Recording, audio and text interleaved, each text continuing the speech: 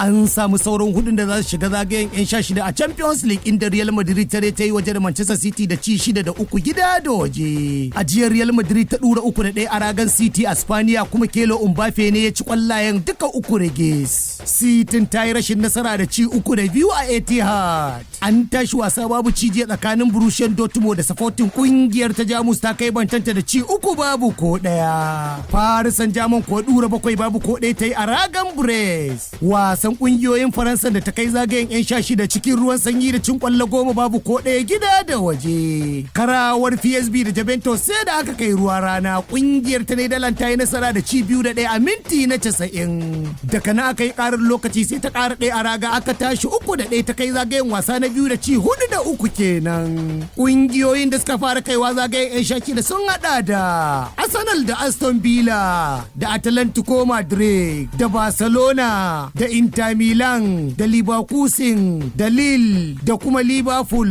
Sai a gobe Juma'a ne za a raba jadolin kungiyoyi 16 da kuma za a fara wasannin na biyu daga makon farko a watan gobe. A wani labarin kuma Ademola Lookman ya ce yayi takaicin da kociyansa Gianpiero Gasperini yayi a kansa bayan da ya kwatanta dan wasan da wanda ya fi kowa rashin iya buga fenariti. Kocin yayi kalaman ne bayan da Atalanta ta yi rashin nasara a hannun Club Brugge da ci 3-1 a ranar Talata a gasan zakarin Turai. Abu kuma da ya sa kungiyar ta fice daga gasan da kwallo 5-1 gida da waje. Inda Lookman ya tabbatar da cewa wannan abun bacin rai ne saboda abun da suka cimma na nasarori ga kungiyar. Kamar yadda ya rubuta a shafinsa na sada zumunta. Ya ce ya ji takaicin da ware shi kadai da kocin yayi. Duk da hazaka da kuma kokari da yake yi wajen ganin kungiyar ta yi gaba. Karshen labarin wasannin kenan. Bello Saja Audu, labaran Invicta.